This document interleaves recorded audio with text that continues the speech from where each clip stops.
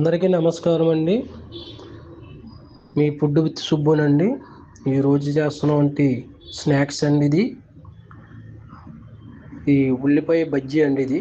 ఉల్లిపాయ బజ్జీ నేను ఇలాగా చక్రాల్లో కోసుకునండి, లైట్గా కొద్దిగా నిమ్మరసం ఇస్తానండి.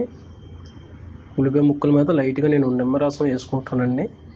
ఇది చాలా చక్కగా ఉంటుందండి. దీనికి శనగపిండిలోనే నేను వాము కలుపుకుంటానండి.